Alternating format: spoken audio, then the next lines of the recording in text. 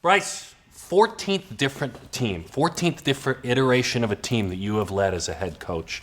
As you get to know them and you're about to go to war with them, what are some of the characteristics that, having had more than a dozen different teams you've coached, what are some of the other characteristics you like the most so far? Yeah, well, in the 14, sometimes you get a lot of carryover, and so it feels like the same team in a way. But this team is not that way. This feels totally different, and it is totally different than our team last year with so many new faces. I would say the biggest thing that I enjoy about them is how much they work together and they like each other, and how much they've grown together in a short amount of time. And so I really feel like we've been together for a lot longer than we have, because of the camaraderie, the chemistry, the connectivity that we have together. A school's standards come first, and then your standards. You're the head coach. They give you a large responsibility. And I asked both your players that came in here, and I'm going to ask you the same question. If I wanted to play for you and I was recruitable and good enough, what are some of the standards you'd tell me that I had to live up to wear the GCU uniform? Yeah, I think we're such a unique place. We don't have football.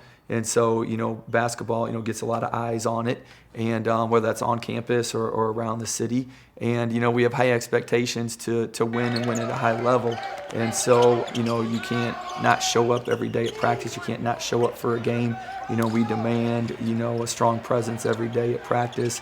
And then we got to be at our best on game days. And, obviously everyone wants to win every game, but, we really take that approach that we want to win every game. We prepare that way. And then there's the next side of it, off the court. We're such a special place with our Christian faith and with the positive things we do around the city of Phoenix. I think we have to have young men that have a heart to help people and have a heart to represent our school in the right way. The support you have from the boss to your boss, Mr. Mueller, and then as the president of this school, and then Jamie as the athletic director. Can you give us some perspective of that support you feel and how important it is? Yeah, I felt it really much from day one, right away. I remember I asked, Jamie a question, hey, do you want us to do this or this? And she goes, Bryce, do whatever's best for the program. And I still remember her saying that to me. And a lot of schools, they don't say that. They'll make the decision, or they'll do it to save budget or for some other reason. And she's like, hey, do what's best for the program.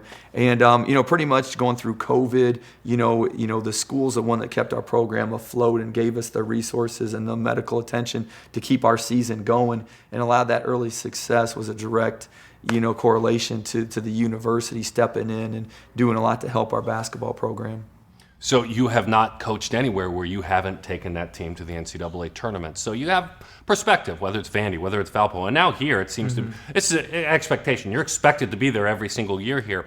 So what are some of the characteristics of a perennial tournament team that you have learned through your years? A lot of it you don't find on stat sheets. It's the winning plays. It's the heart of the team. We had a moment, the last couple of weeks that our guys could have quit, and I was really anxious as a coach because we have a whole new group of guys. Things got tough, and were they going to quit, or are they going to rally together and raise their level? And it was really fun to see them fight through the adversity they're facing in the moment and rise above. And again, that was a character issue. And so I think a lot of those championship teams, you have to have strong character, you have to have a will, you have to have a fight, and it's got to start there. Then obviously you got to make shots, you got to make free throws, you got to execute, but you got to have that internal character and intensity and competitiveness. And what I saw in our guys in that moment gives me great optimism for the season. It's interesting because covering a lot of baseball too, they'll talk about a place like, Coastal Carolina as the Gonzaga of college baseball, right? It seems like you're building something here that someday programs would say at the mid-major level, we want to be the GCU of fill in the blank, right? Do you feel that you guys are on that path? Definitely. That was the goal from day one. I feel like we've made strides, every year. And, I feel like we're in a better place now than we were a year ago. And a year ago, we were in a better place than we were a year before that. And so I definitely like the direction we're going. There's barriers you have to break. Now we got to break the ceiling on this next barrier.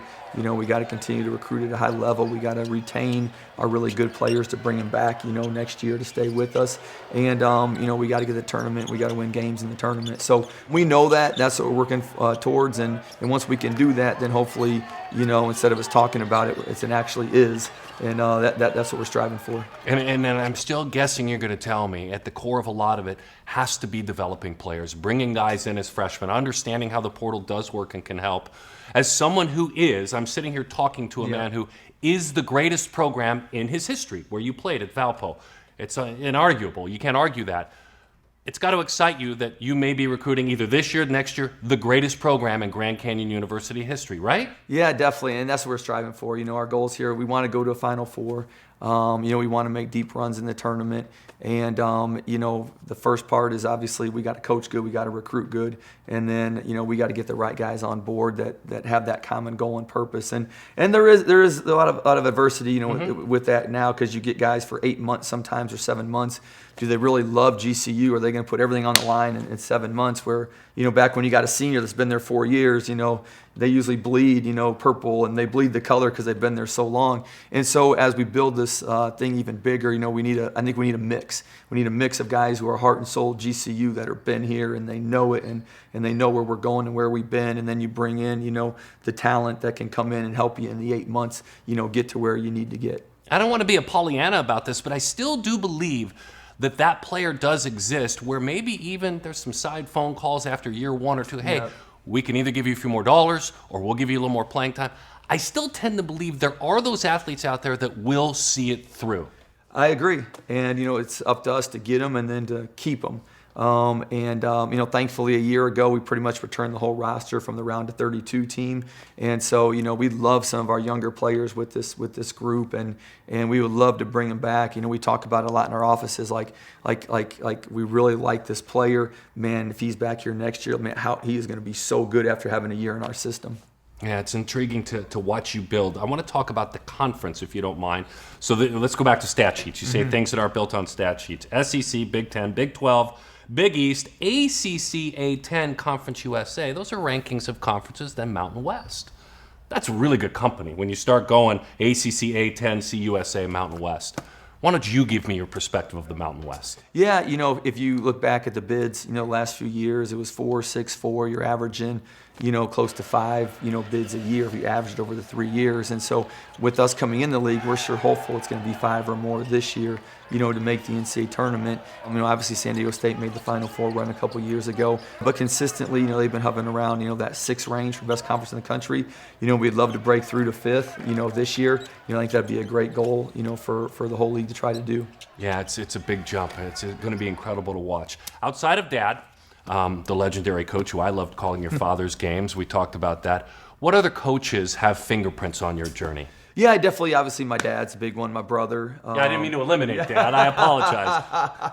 But definitely him, he's such a presence, and, he's helped my brother and I both with a blueprint, of how we run our programs. There's differences, but the blueprint is very similar to the foundation that he showed us how to run a program. My brother, he's been, really relevant the last 20 years with the changing times, and, he's so progressive in what he does. So, usually if I have something come up, usually he's already dealt with it, either in that season or the seasons before. Matt Painter, when I was in Indiana at Purdue, he was someone I would talk to, on certain things, logistics within the program, or just flat out X and O's, in coaching. And then I can't forget Tony Bennett. Tony, ever since I was a player, he was back in the league, back in our roots. Tony was there, and Tony actually came to our house when he was at Green Bay, and Dick Bennett. And so Tony's always been kind of a mentor from far. When he's at Virginia, I would talk to him, and even now I talked to him this last year. And so, some guys I can gain some great wisdom from. Midnight Madness, the first time I've ever witnessed the Havocs for me. I've seen them on TV a million times, and you guys get a lot of attention, deservedly so. So from a coach's perspective, that's a benefit, right? Oh, a huge benefit. It doesn't get old. You step out and you see them, you feel the energy, and you want to give your best, for them. You want to have success so everybody can enjoy and kind of keep the party going, throughout the game and after the game. And, I think our players really appreciate it. As a coach, sometimes, you might get college athletes that aren't appreciative. That's one thing in our time here. Our team is really appreciative of our fans showing up and bringing the energy that they have. And it's even better with transfers sometimes as they come in and, they've never experienced anything like it before. And sometimes on your second go-around, you appreciate things even more. And I think some of our transfers appreciate it more than freshmen. Yeah, more. Speaking of more, Brian Moore made it clear that one of the reasons I'm here is I came here as a visiting player. Oh my gosh, so the Havocs helped to recruit me here. That's a cool feather in their cap. Yep. Describe him as a player. I'm going to give you a few, and then we'll let you go. Yeah. Brian first has a lot of experience, which we like. He's a lot of maturity to him, a toughness coming from New York, and extremely fast. He's very fast and powerful, and for his size, he's one of our best finishers around the rim. Dusty Stromer. Yeah, Dusty was super highly recruited out of high school, had some really good stretches at Gonzaga, really wanted, I think, a bigger role, and, we're asking him to play a bigger role for us, and we feel like he's going to have a breakthrough year. He'll surprise you. His defense is really good.